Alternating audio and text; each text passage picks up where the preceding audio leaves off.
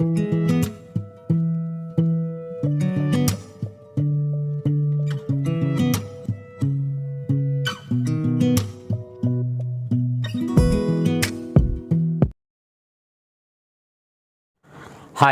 నమస్తే. Welcome to Naresh maths classes. Teachers కావచ్చు, అలాగే సచివాలయం ఎంప్లాయీస్ సంబంధించి కావచ్చు, ప్రైవేట్ ఎంప్లాయీస్ కావచ్చు, అలాగే ఈ 2-3 ఇయర్స్లో రిలీజ్ అయినటువంటి డిగ్రీ అభ్యర్థులు కావచ్చు, వీళ్ళందరూ కూడా కళా పోస్టు గ్రూప్ 1, గ్రూప్ 2 అనేవి. ఎందుకంటే టీచర్ పోస్ట్ చేసినప్పటికీ నేను గ్రూప్ 1 కొట్టాలి, ఆర్డీఓ అవ్వాలి లేదా ఎంఆర్ఓ అవ్వాలి అనే ఆలోచనతో ఉంటారు సచివాలయం ఎంప్లాయీస్ అయినా. అలాగే ప్రైవేట్ ఎంప్లాయీ అయినా సరే ఫస్ట్ ఏదో ఒక జాబ్ కొట్టేసి తర్వాత గ్రూప్ 1, గ్రూప్ 2కి వెళ్దాము అనుకుంటారు, లేదా గ్రూప్ 2 కొట్టేసి నెక్స్ట్ గ్రూప్ 1 రాద్దాము అనుకున్న వాళ్ళు కూడా ఉంటారు. డిగ్రీ స్థాయిలో ఉన్న వాళ్ళు మీరు ఏమవుతారు అంటే కనుక ఈ ఆర్డీఓకి సంబంధించి కానీ ఎంఆర్ఓకి సంబంధించి కానీ అంటూ ఉంటారు. అయితే ఈ లోపు మనకి ఎగ్జామ్స్ పడుతూ ఉంటాయి కాబట్టి అవి కూడా రాస్తూ ఉంటాం. ఏదేమైనప్పటికీ ఆ గ్రూప్ 1, గ్రూప్ 2కి సంబంధించిన నోటిఫికేషన్ వచ్చింది. ఆ నోటిఫికేషన్కి సంబంధించి మనం ఖచ్చితంగా విజయం సాధించాలి. అందులోనూ ప్రిలిమ్స్కి సంబంధించి ఫిబ్రవరి 25న ఎగ్జామ్ అని చెప్పాడు. అంటే టైం చాలా తక్కువగా ఉంది. అంటే ఎవరికైనా అదే టైం కాబట్టి ముందు నుంచి ప్రిపేర్ అయ్యారా, ఇప్పుడు స్టార్ట్ చేస్తున్నారా అనేది ఇక్కడ మనకి క్రైటీరియా కాదు. ప్రతి ఒక్కరికి నోటిఫికేషన్ వచ్చిన తర్వాత ఎగ్జామ్ వరకు సేమ్ టైం కాబట్టి మనం ఆ ప్రిలిమ్స్లో క్వాలిఫై అవ్వాలి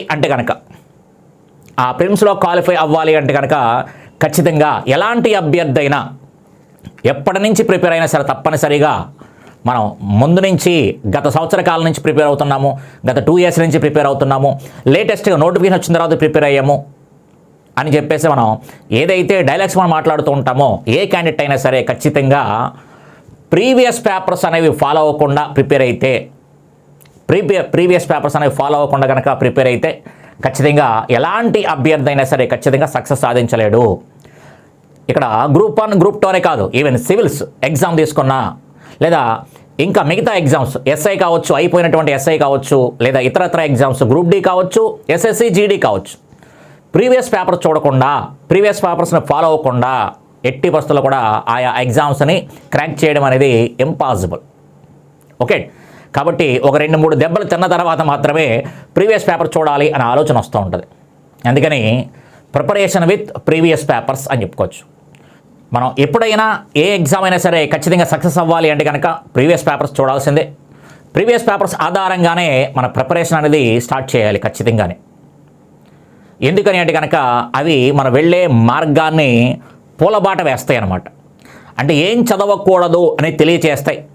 చదివే దాంట్లో కూడా మనకి ఎంత డెప్త్గా చదువుకోవాలి అని కూడా తెలియజేస్తాయి. నేను అర్థమెటిక్, రీజనింగ్ క్లాసులు చెప్తాను కాబట్టి మీకు ఈ అర్థమెటిక్, రీజనింగ్ని బేస్ చేసుకొని మీకు ప్రీవియస్ పేపర్స్ని బేస్ చేసుకొని ఎలా ప్రిపేర్ అవ్వాలి అనేది మీకు చెప్పడం జరుగుతుంది. మీరు మిగతా సబ్జెక్టుగా అప్లై చేసుకోండి. ప్రీవియస్ పేపర్స్ని ఆధారంగానే ప్రిపరేషన్ స్టార్ట్ చేయాలి. మనం ప్రిపేర్ అయ్యేటప్పుడు ఒక సబ్జెక్ట్ తీసుకుంటున్నప్పుడు లేదా అందులో ఒక టాపిక్ తీసుకుంటున్నప్పుడు ఖచ్చితంగా ప్రీవియస్ పేపర్ ఆ టాపిక్ నుంచి వచ్చిన ప్రశ్నలు చూసిన తర్వాతే, ఆ ప్రశ్న ఎలా డిజైన్ చేసాడో చూసుకున్న తర్వాతే అప్పుడు మన టాపిక్లోకి వెళితే, అప్పుడు ఆ టాపిక్లోకి కనుక వెళితే మనం ప్రిపేర్ అయ్యే విధానం మారుతుంది. రేపు అడగబోయే ప్రశ్నను కూడా మనం గెస్ట్ చేయడానికి అవకాశం ఉంటుంది. ఓన్లీ ప్రీవియస్ పేపర్స్ అంతే తప్ప మార్క్ పేపర్లు చూసుకొని కాదు. మార్క్ పేపర్లు అనేవి మనం చదివిన దాన్ని టెస్ట్ చేసుకోవడానికి, ప్రీవియస్ పేపర్లు అనేవి మనం వెళ్ళే దారిని తెలియచేయడానికి, మన హౌ టు ప్రిపేర్ అని తెలియచేయడానికి, హౌ టు ప్రిపేర్ ఎలా ప్రిపేర్ అవ్వాలి అని తెలియచేయడానికి. ఓకే, నేను అర్థమెటిక్, రీజనింగ్ చెప్తాను కాబట్టి ఈ అర్థమెటిక్, రీజనింగ్కి సంబంధించి ప్రీవియస్ పేపర్స్ని తీసుకొని దాంట్లో ప్రశ్నను ఎలా అడుగుతున్నాడు అనే ఆధారంగా చేసుకొని ఆ టాపిక్ని ఎలా చదువుకోవాలి అని చెప్పుకోవడం జరుగుతూ ఉంటుంది. అలాగే మీరు మిగతా సబ్జెక్టులకి అప్లై చేసుకోవడం నేర్చుకోండి. ఓకే, అయితే ఏదేమైనప్పటికీ ఒక ఎగ్జామ్ కనుక సక్సెస్ అవ్వాలి అంటే కనుక ఫస్ట్ మనకు ఉండవలసింది, ఫస్ట్ మనం చేయాల్సిన పని ఏంటి అంటే కనుక సిలబస్ని మనం ఆశాంతంగా చూడాలి అని చెప్పాను. సిలబస్ని తప్పనిసరిగా పూర్తిగా చదవాలి. నెక్స్ట్ రెండవది ఏంటి అంటే కనుక ప్రీవియస్ పేపర్స్ అనేవి తప్పనిసరిగా గ్యాదర్ చేయాలి. ప్రీవియస్ పేపర్స్ని గ్యాదర్ చేయాలి. ఇది పెద్ద కష్టమేమీ కాదు. ప్రీవియస్ పేపర్ తప్పనిసరిగా గ్యాదర్ చేయాలి. నెక్స్ట్ థర్డ్ వన్ ఏంటి అంటే కనుక మనకి ప్రిపరేషను చేసిన తర్వాత ఎన్ని వీలైతే అన్ని మార్క్ టెస్టులు రాయాలి. ఎన్ని వీలైతే అన్ని మార్క్ టెస్టులు రాయాలి. ఎన్ని వీలైతే అన్ని మార్క్ టెస్టులు రాసుకోవాలి. ఎన్ని వీలైతే అన్ని. ఖచ్చితంగా ఈ 3 ఫాలో అయితేనే సక్సెస్ అవుతాము. అది ప్రిపరేషన్ ముందు సంవత్సరం నుంచి ప్రిపేర్ అవుతున్నావా, 3 సంవత్సరాల నుంచి ప్రిపేర్ అవుతున్నావా అనేది అనవసరం. ఖచ్చితంగా క్లారిటీ అనేది ఇంపార్టెంట్. నువ్వు చదివిన దానిని నువ్వు ఏం చదవాలో తెలియాలి. ఏం చదవాలో తెలియాలి అంటే కనుక తప్పనిసరిగా సిలబస్ అనేది ఆశాంతంగా చూడాలి. ఎందుకంటే గ్రూప్ 2కి సంబంధించి చూడండి ఒకసారి. గతంలో సిలబస్ని ఇప్పుడు మార్చాడు. గతంలో సిలబస్ ఇప్పుడు మారింది కాబట్టి సిలబస్ మారింది కాబట్టి తప్పనిసరిగా ఆ ఫిల్మ్స్కి సంబంధించిన 150 మార్క్స్లో ఉన్నాయి సబ్జెక్టులను చూడాలి. 150 మార్క్స్లో సబ్జెక్టులు ఏమున్నాయని చూసుకుంటే కనుక మీకు తెలిసినవే, మళ్ళీ నేను అస్తమానం చెప్పాల్సిన అవసరం లేదు. హిస్టరీ అని, జాగ్రఫీ అని, కరెంట్ అఫైర్స్కి సంబంధించి, అలాగే ఇండియన్ సొసైటీకి సంబంధించి, మెంటల్ ఎబిలిటీకి సంబంధించి అలా 5 సబ్జెక్టులు ఒకసారి చూసుకున్న తర్వాత మళ్ళీ ఒక్కొక్క సబ్జెక్ట్ని తీసుకొని అందులో ఉన్న సిలబస్ ఏంటి అని చూడాలి. ఒకసారి తప్పనిసరిగా సిలబస్ చూడాలి, కేటాయించాలి టైము. ఇంకా సిలబస్ అనేది ఇంకా నోటుకు వచ్చేస్తే ఇంకా మంచిది అనమాట. అంటే బై హార్ట్ చేసేమని కాదు, పదే పదే చూస్తే హిస్టరీలో ఈ టాపిక్స్ ఉన్నాయని తెలుస్తుంది. ఎగ్జాంపుల్ కోసం ఆల్రెడీ నేను అర్థమెటిక్ రీజనింగ్ చెప్తాను కాబట్టి ఆ అర్థమెటిక్ రీజనింగ్కి సంబంధించి, ఆ మెంటల్ ఎబిలిటీకి సంబంధించి, గ్రూప్ 2కి సంబంధించి సిలబస్ ఏమి ఇచ్చాడు అని చూస్తే కనుక చూడండి ఒకసారి 3 టాపిక్లు ఇచ్చాడు. ఒకటి లాజికల్ రీజనింగ్, అలాగే మెంటల్ ఎబిలిటీ, బేసిక్ న్యూమరసీ. మళ్ళీ చూడండి ఒకసారి మెంటల్ ఎబిలిటీ అని చెప్తూ అంటే రెండో పాయింట్ తీసుకున్నాడు. డైరెక్ట్ లాజికల్ రీజనింగ్ పక్కన పెట్టేసి మెంటల్ ఎబిలిటీ తీసుకుంటే కనుక దాంట్లో చూడండి ఒకసారి నెంబర్ సిరీస్ అన్నాడు, లెటర్ సిరీస్ అని చెప్పాడు. అంటే సిరీస్కి సంబంధించి మాట్లాడాడు, ఆడ్ మ్యాన్ అవుట్కి సంబంధించి మాట్లాడాడు, కోడింగ్, డీకోడింగ్ అని చెప్పాడు, problem relating to relations, shapes and their subsections. ఇవి మెంటల్ ఎబిలిటీకి సంబంధించి ఉన్న దాంట్లో. అలాగే లాజికల్ రీజనింగ్లో ఏ టాపిక్స్ ఇచ్చాడు అంటే కనుక statement exceptions, statement argument, statement conclusion, statement and course of action. అలాగే థర్డ్ బేసిక్ న్యూమరసీకి సంబంధించి మాట్లాడుకుంటే కనుక number system, order of magnitude, averages, ratio and proportion, percentage, simple and compound interest, time and work, time and distance, data analysis. అంటే ఎందుకు మనం ఖచ్చితంగా ఆ టాపిక్స్ అవసరమో అని చెప్తున్నానంటే కనుక అప్పుడు రీజనింగ్ ఉందనుకోండి, వాడిచ్చిన టాపిక్స్ కాకుండా ఇంకా చాలా టాపిక్స్ ఉంటాయి. అలాగే మ్యాథ్స్ తీసుకున్న బేసిక్ న్యూమరసీ అని చెప్పాడు. న్యూమరసీ ఆ మ్యాథ్స్ సంబంధించిన దాంట్లో ఈ టాపిక్స్ కాకుండా ఇంకా చాలా చాప్టర్లు ఉన్నాయి. కాబట్టి ముందుగా ఈ చాప్టర్లను ప్రిపేర్ అవ్వండి. వాడి సిలబస్లో ఏదైతే మెన్షన్ చేశాడో ఆ టాపిక్స్ చదువుకుంటావనే ఉద్దేశంతో. అందుకని సిలబస్ని ఆసంతంగా చూడండి. తప్పనిసరిగా సిలబస్ని పూర్తిగా చదివిన తర్వాత సిలబస్లో ఏ టాపిక్స్ అయితే ఉన్నాయో ఆ టాపిక్స్ని పూర్తిగా చదివే విధానం అలవాటు చేసుకోండి. అంతే తప్ప సిలబస్తో సంబంధం లేని టాపిక్స్ నేర్చుకుంటూ టైం వేస్ట్ చేయకండి. అలాగే గ్రూప్ 1కి సంబంధించి తీసుకుంటే కనుక మనకి పేపర్ 2కి సంబంధించి దాంట్లో ఏ అనే సెక్షన్లో మనకి ఈ అర్థమెటిక్ రీజనింగ్కి సంబంధించి 17 టాపిక్లు ఇవ్వడం జరిగింది. అర్థమెటిక్ రీజనింగ్ కలిపి కంబైన్డ్గా ఇచ్చాడు. ఫస్ట్ టాపిక్లో ఏమున్నాయి, సెకండ్ టాపిక్లో ఏమున్నాయి, థర్డ్లో ఏమున్నాయి అని 1 by 1 దాంట్లో ఉన్న సిలబస్ పూర్తిగా తెలుసుకోగలగాలి. కాబట్టి సిలబస్ని మనం పూర్తిగా చూసిన తర్వాత అప్పుడు తర్వాత ఏం చేయాలి అంటే కనుక మనం ఏదైతే చదువుదాం అనుకుంటున్నామో, ఏ చాప్టర్ అంటే ఏ సబ్జెక్ట్ చదవాలనుకుంటున్నాం, ఆ సబ్జెక్టులో ఏ టాపిక్ చదవాలనుకుంటున్నామో చూసుకుంటాం. ఆ టాపిక్కి సంబంధించిన తప్పనిసరిగా ప్రీవియస్ పేపర్స్ అనేవి అబ్జర్వ్ చేయాలి. ఆ టాపిక్కి సంబంధించిన ప్రీవియస్ పేపర్స్ అని అబ్జర్వ్ చేయాలి. నేను ఈ అర్థమెటిక్ రీజనింగ్కి సంబంధించి మాట్లాడుతున్నాను కాబట్టి దాంట్లో ఒక టాపిక్ నేను ప్రిపేర్ అవుతున్నాను అనుకుంటే కనుక దాంట్లో నేను కోడింగ్, డీకోడింగ్ ప్రిపేర్ అవ్వాలనుకుంటున్నాను. ఆ టాపిక్ ప్రిపేర్ అవుదాం అనుకున్నప్పుడు ఆ కోడింగ్, డీకోడింగ్ దాంట్లో గతంలో అంటే మొన్న జరిగినటువంటి గ్రూప్ 1 పేపర్లో ఈ కోడింగ్, డీకోడింగ్ మీద ఏ ప్రశ్నలు వచ్చాయి, ప్రీవియస్గా ఉన్నటువంటి గ్రూప్ 2 ఏవైతే ప్రశ్నలు ఉంటాయో, అంటే సిలబస్ ఇది కాదండి అని అనుకోవద్దు. గతంలో కూడా మనకి మెంటల్ ఎబిలిటీకి సంబంధించి ఉన్నాయి.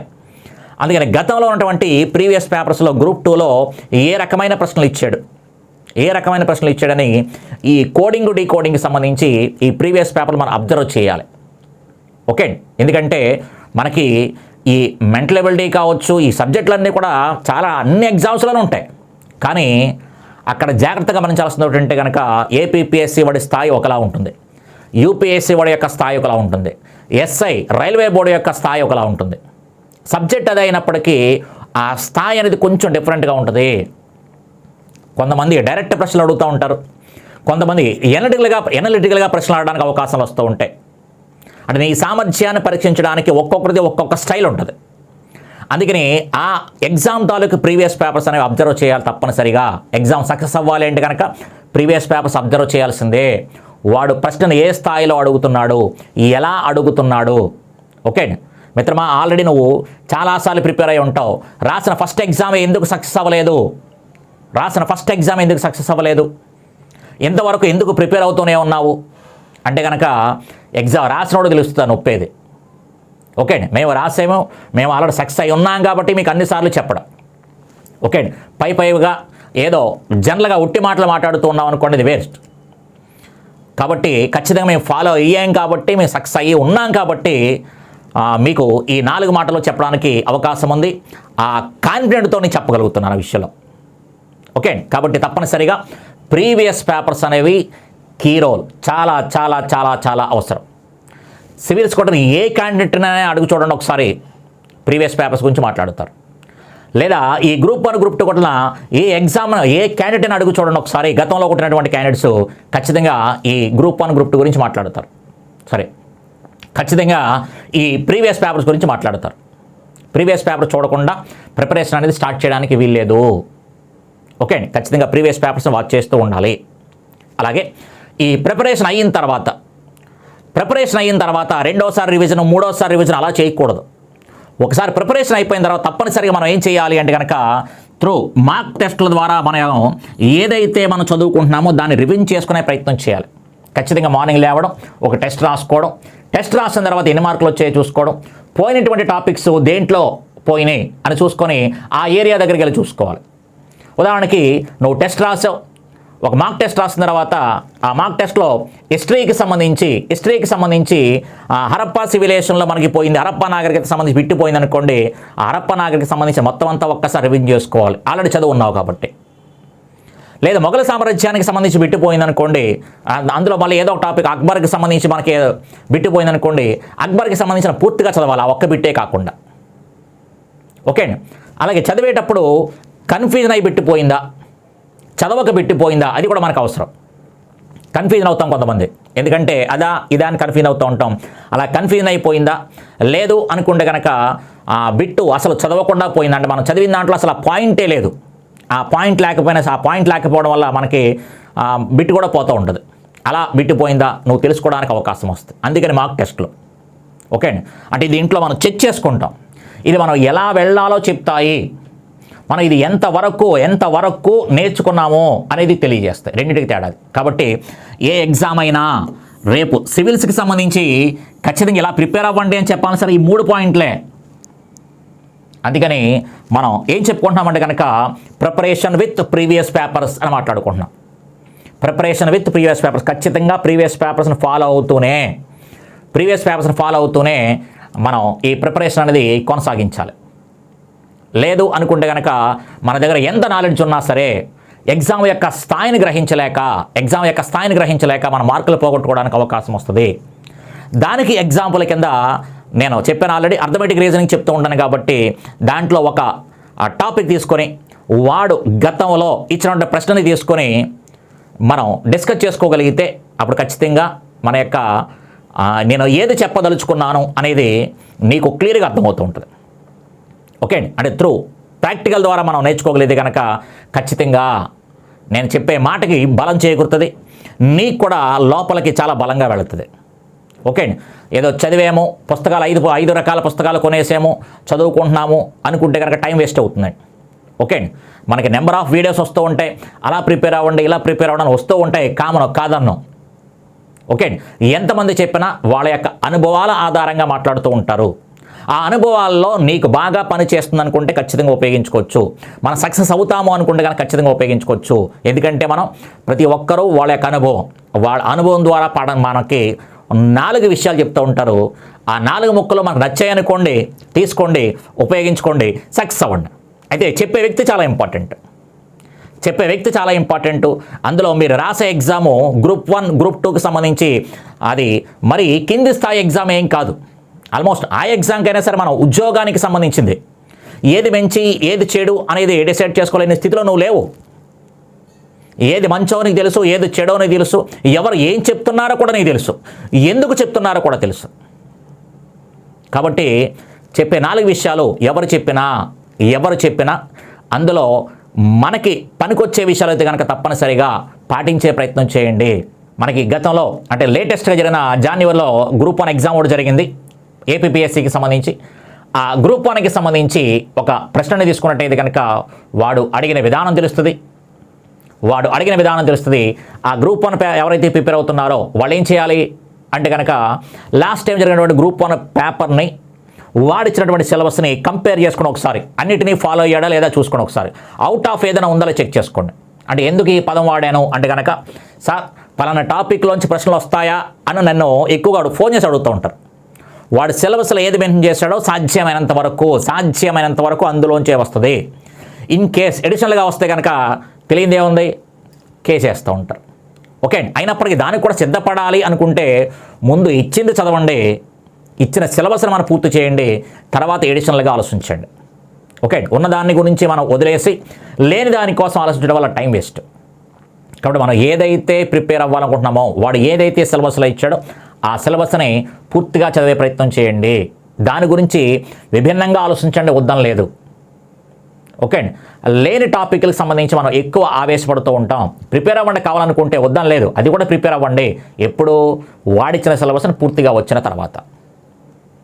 ఓకే, గ్రూప్ 1 అయినా గ్రూప్ 2 అయినా ఎనీ సబ్జెక్ట్. ఓకే, కాబట్టి ఇప్పుడు మనం ఒక ఎగ్జాంపుల్ తీసుకొని లెక్క చేద్దాం, జాగ్రత్తగా ఫాలో అవ్వండి.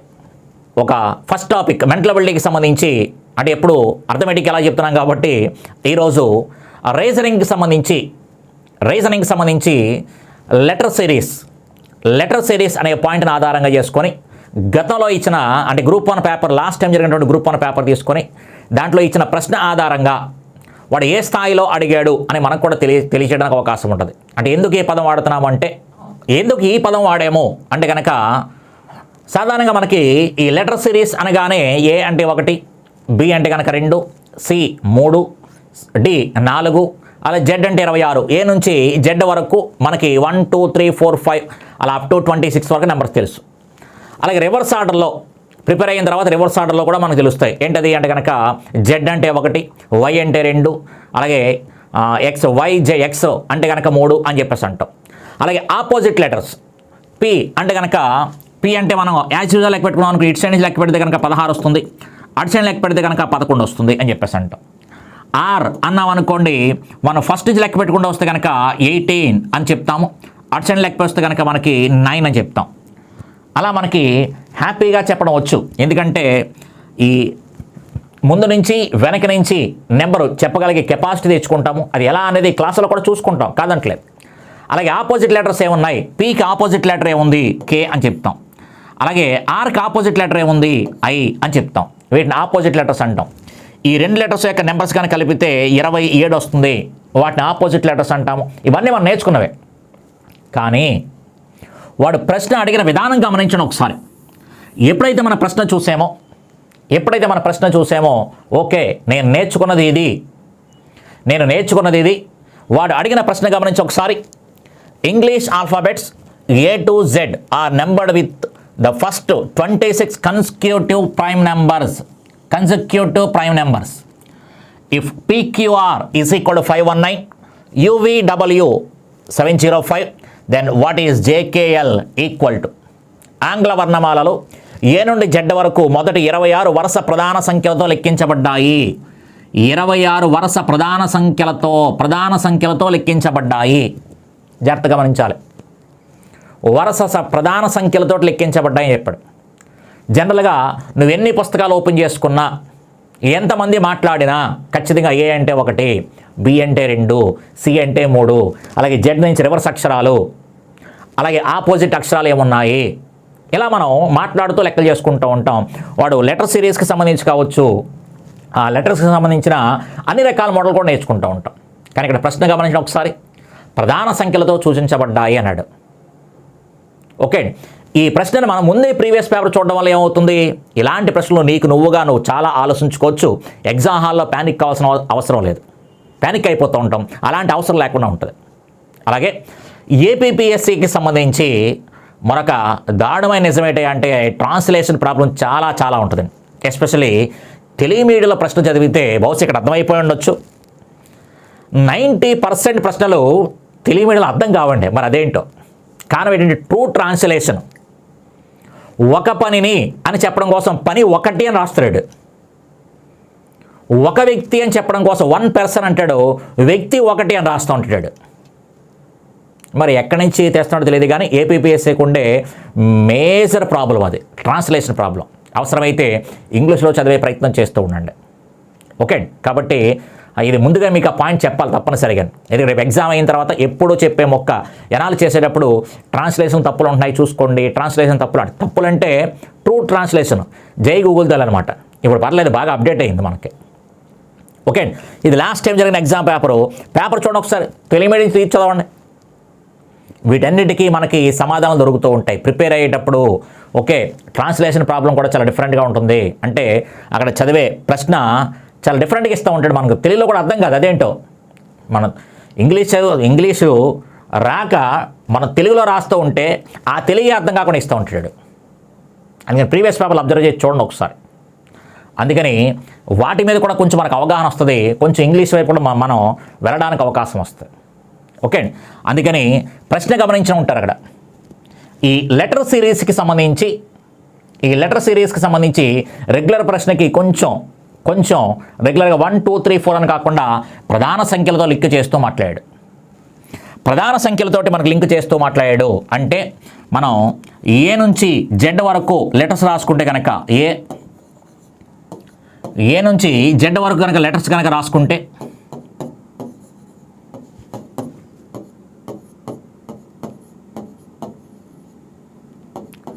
NOPQRSTUVWXYZ. అయితే ఇక్కడ 1 2 3 4 అని చెప్పలా, ప్రధాన సంఖ్యలు అని చెప్పాడు, ప్రైమ్ నెంబర్స్ అని చెప్తున్నాడండి. ప్రధాన సంఖ్యలతో గుర్తించినట్టయితే అక్షరాలనే చెప్పాడు. అంటే ఖచ్చితంగా ప్రధాన సంఖ్యలతో లింక్ చేస్తూ మాట్లాడాడు. 26 ప్రధాన సంఖ్యలు మనకు రావాలి అని అర్థమవుతుంది. 26 ప్రధాన సంఖ్యలు మనకు రావాలి. ఈ ప్రతి వరుస ప్రధాన సంఖ్యలు చెప్పాడు కాబట్టి ఫస్ట్ ప్రధాన సంఖ్య ఎంత 2, నెక్స్ట్ 3, 2 3 5, నెక్స్ట్ ఎంత 7. అంటే 100 లోపు మనకి 25 ప్రధాన సంఖ్యలు ఉంటాయి. ఆ 25 ప్రధాన సంఖ్యలు నేర్చుకోండి అని కూడా చాలాసార్లు నెంబర్ సిస్టానికి సంబంధించి మాట్లాడుతూ ఉంటాం. అటు నెంబర్ సిస్టాన్ని ఇటు ఈ లెటర్ సిరీస్ని జాయిన్ చేస్తూ ప్రశ్న అడిగాడు.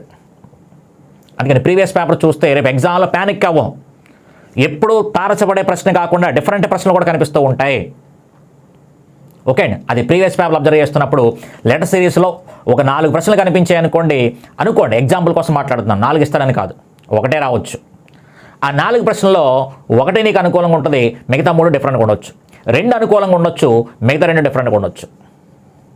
ఓకే, కాబట్టి ఖచ్చితంగా ప్రీవియస్ పేపర్స్ ఫాలో అవుతూ ఉండాలి.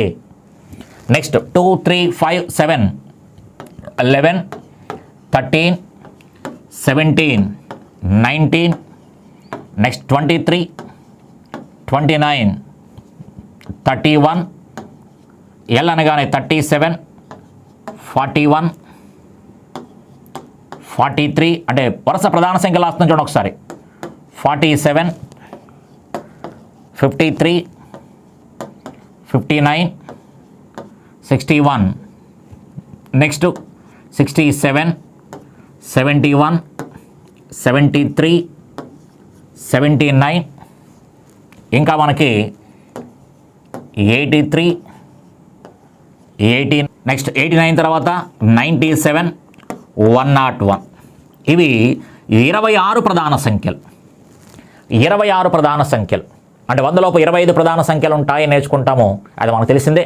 25 ప్రధాన సంఖ్యలు ఒకటే. ఓకే, తర్వాత ప్రధాన సంఖ్య 101. 1001 అయితే ప్రధాన సంఖ్య కాదనుకోండి, 101. ఇలా ప్రశ్న చూడబడి అడిగిన విధానం గమనించండి ఒకసారి. కన్సిక్యూటివ్ ప్రైమ్ నెంబర్స్ వరుస ప్రధాన సంఖ్యల చేత నోట్ చేయబడ్డాయి అని చెప్పేసి అన్నాడు. రెగ్యులర్ ఫార్మేట్లో కాకుండా ప్రధాన సంఖ్యల చేత లింక్ చేస్తూ అడిగాడు ప్రశ్న. కాబట్టి ఇక్కడ PQR అనగానే ఎంత వస్తుంది అనగానే PQR అనగానే ప్రధాన సంఖ్యలు గమనించండి ఒకసారి. PQR అనగానే ప్రధాన సంఖ్యలు గమనించండి ఒకసారి. 53 59 61. PQR అనగానే 53, PQR అనగానే 53, 59, 61. 53, 59, 61 అనగానే ఎంత అవుతుంది అన్నాం అనుకోండి, ఇక్కడికి మనకి 120 అయింది. 120 + 50 ఎంత అంటే 170, 173 అవుతుంది. అయితే వాడు 173 ఇవ్వలేదు, 173 కాకుండా 519 అని చెప్పాడు, 519 అని చెప్తున్నాడు. మనకేమో 173 వచ్చింది, వాడికేమో 519 కావాలి. అంటే తప్పనిసరిగా దేంతో మల్టిప్లై చేయాలి అంటే కనుక 3 తోటి. 3 3s are 9, 3 17s ఎంత అంటే కనుక 51, 3 3 9, 3 17 ఎంత అంటే 51. అంటే 3 చేత గుణిస్తున్నాము అని అర్థమైంది, 3 చేత గుణిస్తున్నాము అని అర్థమైంది. కాబట్టి మనకి 519 కావాలి అంటే కనుక 519 కావాలి అంటే కనుక 3 చేత గుణించాలి. అప్పుడు మనకి 519 వస్తుంది, 519 వస్తుంది. అలాగే నెక్స్ట్ ఏమి ఇచ్చాడు అంటే కనుక మనకు చూడండి ఒకసారి. నెక్స్ట్ ఏమి ఇచ్చాడు అంటే కనుక UVW అనగానే 705, UVW అనగానే 705. అయితే అది కూడా మనం చేయాల్సిన అవసరం లేదు, ఒకటి తెలిసిపోయింది కాబట్టి ఆపేసి JKL, వాడు అడిగిన ప్రశ్న JKL = ఎంత అని ప్రశ్న అడిగాడు. కాబట్టి JKL అని అంటే కనుక చూడండి ఒకసారి, JKL అనగానే ఎంత అవుతుంది అనగానే JKL చూడండి ఒకసారి, ఇక్కడ ఉంది ఒకసారి చూడండి ఒకసారి. JKL 29, 31, 37. కాబట్టి టోటల్ చేస్తే ఎంత వచ్చింది అన్నాం అనుకోండి. దీన్ని టోటల్ చేస్తే ఎంత వచ్చింది అంటే కనుక 29 + 31 60, 60 + 37 ఎంత అంటే 97. ఆ వచ్చిన 97ని మనం 3తో గుణిస్తున్నాము, డైరెక్ట్ కలపడం కాదు, కలిపిన తర్వాత 3 చేత గుణిస్తున్నాడు. కాబట్టి ఎంత అవుతుంది అంటే కనుక చూడండి ఒకసారి, 3 90లు 270 + 21 291 అని చెప్పుకోవచ్చు, 291. కాబట్టి మనం జాగ్రత్తగా ఆలోచించుకుంటూ సమాధానం చేసుకోగలగాలి. కరెంట్ పోయింది కాబట్టి జస్ట్ చిన్న లైట్స్ వేసుకొని మనం క్లాస్ని ముగిద్దాం. జాగ్రత్తగా గమనించండి ఒకసారి, వాడు అడిగిన ప్రశ్నని గమనించండి ఒకసారి. వాడు ఇచ్చినటువంటి ప్రశ్నని గమనించినట్టయితే ఈ లెటర్ సిరీస్కి సంబంధించిన దాంట్లోనే వాడు A అంటే 1, B అంటే 2, C అంటే 3 అని కాకుండా ప్రధాన సంఖ్యలతో రిలేట్ చేస్తూ ప్రశ్న అడిగాడు. అందుకని తప్పనిసరిగా సిలబస్ని పూర్తిగా చూడడం అలవాటు చేసుకోవాలి. సెకండ్ థింగ్ ఏంటి అంటే కనుక ప్రీవియస్ పేపర్స్ తోటే మనం ప్రిపేర్ స్టార్ట్ చేయాలి. మనం ఏ టాపిక్ ప్రిపేర్ అవుదాం అనుకున్నా, ఏ టాపిక్, ఇండియన్ సొసైటీలో మతతత్వము అనే చాప్టర్ ఉంది, మతం అనే చాప్టర్ ఉంది. కాబట్టి మతం చాప్టర్ ప్రిపేర్ అవుదాము అనుకుంటే కనుక తప్పనిసరిగా ఈ సొసైటీకి సంబంధించి ప్రీవియస్ ఎగ్జామ్ CDPO ఎగ్జామ్స్లో ఉంటాయి. CDPO తెలంగాణ కావచ్చు, మన ఏపీ కావచ్చు, సివిల్స్ ఎగ్జామ్కి సంబంధించి కావచ్చు, ప్రీవియస్ పేపర్స్ ఉంటాయి. ఆ ప్రీవియస్ పేపర్స్లో ఆ టాపిక్కి సంబంధించిన ప్రశ్నలు ఒకసారి గమనించామనుకోండి, ఖచ్చితంగా ఆ చాప్టర్ చదివే విధానం మారిపోతూ ఉంటుంది. ఓకే, మరొక పాయింట్ ఏంటి అంటే కనుక చెప్పిన ఆల్రెడీ, గతంలో బైఫర్కేషన్ టాపిక్ కొత్తగా పెట్టినప్పుడు ఆ 2-3 years ఎగ్జామ్ మనకి ఏదైతే జరిగాయో సేమ్ ప్రశ్నలు రిపీట్ అవుతూ ఉండే. ఈ ఎగ్జామ్లో వచ్చే ప్రశ్న తర్వాత ఎగ్జామ్, ఆ ప్రశ్నలే మళ్ళీ తర్వాత ఎగ్జామ్లో రిపీట్ అయిపోతూ ఉండే. మళ్ళీ 1-2 ప్రశ్నలు కాదు, 10 ప్రశ్నలు ఇచ్చాడు అంటే కనుక అందులో 7 ప్రశ్నలు రిపీట్ అయిపోతూ ఉండే. కొత్త సబ్జెక్ట్ ఎప్పుడైనా మనం ఇంట్రడ్యూస్ చేసినప్పుడు ఆ రకంగా జరుగుతూ ఉంటుంది. అందుకని ఇండియన్ సొసైటీకి సంబంధించి ప్రీవియస్ పేపర్స్ అనేవి తప్పనిసరిగా చూడండి, ఖచ్చితంగా దాంట్లోంచి రిపీట్ అవుతాయి. ఓకే, అంటే అవే ప్రిపేర్ అవ్వమని చెప్పట్లేదు కదా, మీరు ఎలాగ ప్రిపేర్ అవుతారు, సబ్జెక్ట్ ఎలాగ ప్రిపేర్ అవుతారు. అయితే ఇండియన్ సొసైటీ కొత్తగా మనకి ఇంట్రడ్యూస్ చేశాడు కాబట్టి సేమ్ డిజాస్టర్ మేనేజ్మెంట్ కూడా చెక్ చేసుకోండి. ఇందులో చాలామందికి తెలుసు ఆ విషయం కూడా, నేను ప్రత్యేకంగా చెప్పక్కర్లా. రేపు ఎగ్జామ్ అయిపోయిన తర్వాత బాధపడే కంటే ముందే చూసుకుంటే పోయేదేమీ లేదు కదా. నేను అదొక్కటే ప్రిపేర్ అవ్వట్లేదు కదా, గతంలో ఇలా జరిగింది ఒక్కసారి ఫాలో అయ్యి చూడు. నువ్వు ప్రీవియస్ పేపర్ చూసిన తర్వాతే మన ప్రిపరేషన్ స్టార్ట్ చేయమని చెప్తున్నాము. కాబట్టి ప్రీవియస్ పేపర్ చూసిన తర్వాతే ప్రిపరేషన్ స్టార్ట్ చేస్తున్నావు, నీ సబ్జెక్ట్ నువ్వు చదువుకుంటున్నావు. ప్రీవియస్ పేపర్స్ ఎప్పుడైతే అబ్జర్వ్ చేసావో ఇండియన్ సొసైటీలో గతంలో జరిగినట్టే ప్రీవియస్ పేపర్స్లో ప్రశ్నలు వచ్చాయనుకోండి, ఖచ్చితంగా మిగతా వాళ్ళకంటే ఎక్కువ మార్కులు స్కోర్ చేయడానికి అవకాశం వస్తుంది. అందులోనూ ముందు మనం క్వాలిఫై అవడానికి అవకాశం వస్తుంది. ఓకే, కాబట్టి అలాగే కరెంట్ అఫైర్స్ గమనించండి ఒకసారి. లాస్ట్ టైం జరిగిన గ్రూప్ 1 ఎగ్జామ్ తాలూకు కరెంట్ అఫైర్స్ గమనించండి ఒకసారి. మనం చదివిన విధానం ఏ రకంగా ఉండాలని తెలియజేస్తుంది. తెలంగాణకు సంబంధించిన కరెంట్ అఫైర్స్ కావచ్చు, ఏపీకి సంబంధించినటువంటి కరెంట్ అఫైర్స్ సంబంధించి కావచ్చు, ఒక్కసారి అబ్జర్వ్ చేయండి. అబ్జర్వ్ చేస్తే మనం ఎలా ప్రిపేర్ అవ్వాలి అని తెలియజేస్తుంది. ప్రీవియస్ పేపర్ చూడకుండా ఎట్టి పరిస్థితుల్లో మన ప్రిపరేషన్ అది కొనసాగించకూడదు. అలా కొనసాగించినట్టయితే కనుక మన విజయానికి మనమే మొదటి అడ్డుకట్ట వేసుకునే వాళ్ళు అవుతాం. ఓకే అండి. అంటే నువ్వే నీ చేతితోటి నాకు వద్దు అని అరిచేత్తో ఆపుకున్నట్టు లెక్క. అందుకని ప్రీవియస్ పేపర్స్ తప్పనిసరిగా ఫాలో అవ్వండి. ఈ విధంగా నెక్స్ట్ వీడియో దగ్గర నుంచి గ్రూప్ 1 గ్రూప్ 2కి సంబంధించి ప్రీవియస్ పేపర్లో అడిగినటువంటి ప్రశ్నలు తీసుకొని మనకి డిస్కస్ చేసుకోవడం జరుగుతూ ఉంటుంది. ఇకపై వచ్చే వీడియోలో వస్తూ ఉంటాయి. కాబట్టి గ్రూప్ 1 గ్రూప్ 2కి సంబంధించి ప్రీవియస్ పేపర్స్ ఆధారంగా చెప్తూ ఉంటాను. మీరు కూడా మిగతా సబ్జెక్టులకి సంబంధించి ప్రిపేర్ అయ్యేటప్పుడు ఖచ్చితంగా ప్రీవియస్ పేపర్ని అబ్జర్వ్ చేసుకుంటూ మీ ప్రిపరేషన్ అంతా కొనసాగించండి. ఖచ్చితంగా సక్సెస్ అవుతారు. Okay, thank you.